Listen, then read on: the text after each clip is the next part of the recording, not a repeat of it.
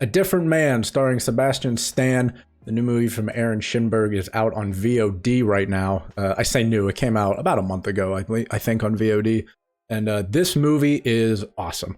This is a fantastic movie, really carried by the Sebastian Stan performance.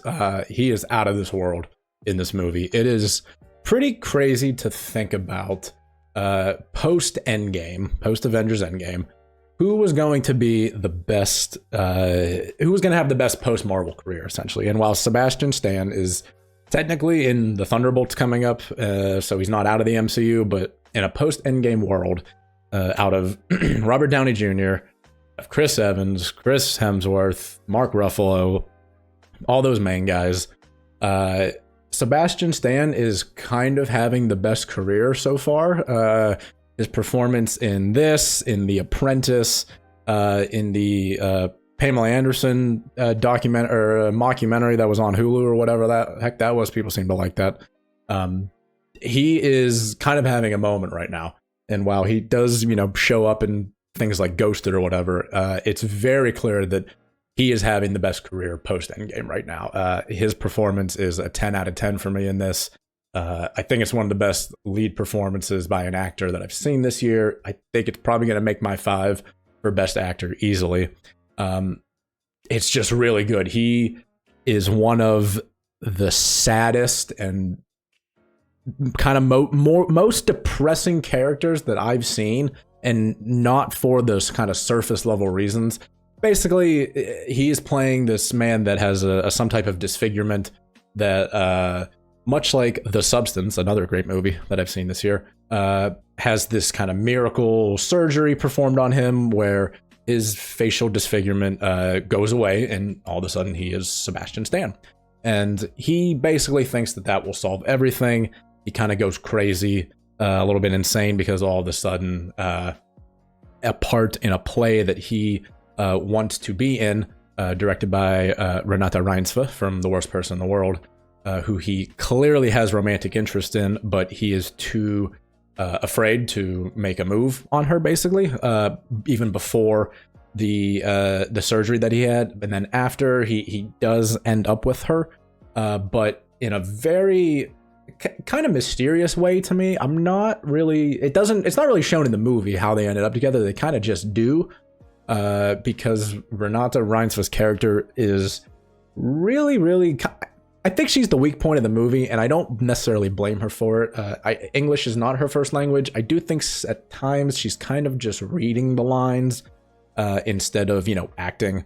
I don't entirely buy her character sometimes, but this movie is clearly quite exaggerated, kind of like The Substance was, where everyone in this is kind of being a big portrayal of some kind of, not necessarily stereotype, but a classical kind of character that you see in a movie like this, where everything is just a little bit overblown and over the top. And you kind of think, like, while Sebastian Stan is playing a lot of this kind of quietly, and he's playing very nervous, pre and post surgery, everyone else is big and making these huge choices. And throughout like the first half of the movie, you kind of think like, oh, everyone in this movie is insane except for Sebastian Stan. And then by the end of it, you think, oh, everyone in this movie is actually completely normal.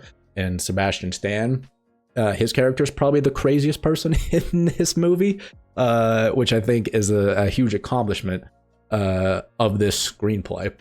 Renata Reinsve is really good at it. Adam Pearson shows up about halfway through this movie, maybe a little less than halfway. You might know him from Under the Skin. He shows up in a very contrived way where Sebastian Stan is auditioning for this play that Renata is directing, and it is about him pre-surgery, basically. And Sebastian Stan does not tell her that, hello, I'm the same person. He does not say that.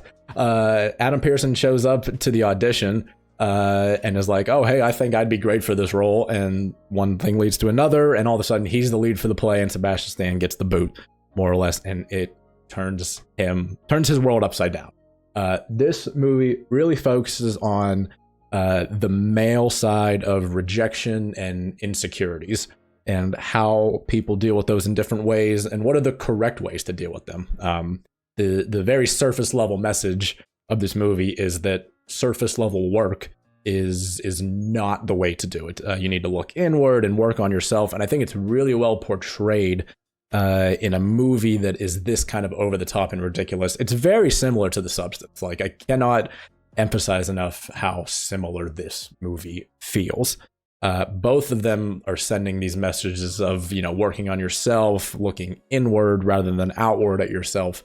And I think the main thing that this movie does really well is portray empathy to Sebastian Stan's character and Adam Pearson's character. There is not necessarily a villain in this movie. There's no antagonist, I guess. I mean, I guess there is an antagonist, and it's Adam Pearson's character, but slowly but surely you kind of realize that even Sebastian Stan in the last 45 minutes or so, where he has clearly gone insane and is basically evil, more or less, but it's not portraying him unempathetically. You do feel sorry for him as the movie goes, even as he does some, unspeakable acts and is clearly the villain. He is never portrayed as this villainous figure. He's portrayed as this man that has a lot of things wrong and has not tried to fix himself and just thought that, the world would be handed to him post surgery on his face and looking like Sebastian Stan. I think it's really, really interesting and a really deep portrayal in a movie that could have gone very wrong, I think, with how kind of bombastic the performances around him are, especially his coworkers at his real estate firm that he works at post-surgery, where it is essentially a Parks and Rec skit where when Adam Scott's character is working at whatever office job and they all love him to an uncomfortable degree. That is essentially where Sebastian Stan ends up working post-surgery, and it's really funny and really good. The last 25 minutes of this kind of just become a slapstick comedy almost, and I found myself laughing out loud multiple times during this because it kind of came out of nowhere, and it is the part of the movie where Sebastian Stan just kind of has his breaking point, and I think it's very funny the way it is portrayed. Very funny, but also, very sad, and again, this movie is very empathetic towards his character and towards everyone around him. I think it's really well done. This is easily in my top 10 of the year so far. I haven't seen a handful of movies still, but I'd be surprised if this doesn't finish at least in my top 15 movies of the year. And I think Sebastian Stan has given a wonderful performance and really put a name on his kind of post-Endgame part of his career. And I hope he's great in the Thunderbolts. And I must say, after seeing this and after seeing We Live in Time, the Andrew Garfield and Florence Pugh movie, I must ask Hollywood to give us one thing. And I do believe that one thing needs to be a Florence Pugh and a Sebastian Stan romantic comedy, whatever, where they just basically sit and frown at each other. These two are the best frowners in the game. And if you know what I'm talking about when I say Florence Pugh is a great frowner, you should know what I mean. She is able to make her face into the frown emoji, the kind of the newer one where the lips just go, straight like this. It is incredible stuff from her in We Live in Time. And Sebastian Stan in this whole movie is basically frowning 90% of the time. And it's very good and very funny. The faces that he's making while everyone just ignores how sad he is really incredible stuff from him. So put me in the movie theater, play a movie where Sebastian Stan and Florence Pugh are just frowning at each other for 2 hours, and it's basically a 4-star movie right there. But yeah, if you have a chance to see A Different Man, I highly recommend. I think it's definitely going to be one of the best 15, 20 movies of the year, if not 10. Once I see other things, we'll see for sure. But definitely go see it. It's worth it. And also I guess this is just a Substance review as well, where go see The Substance if you haven't seen it. Both movies are awesome and about the outward insecurities that we feel and the pressures that society puts on us in our day-to-day lives. But other than that, thank you for watching, and I'll see you in the next review. Goodbye.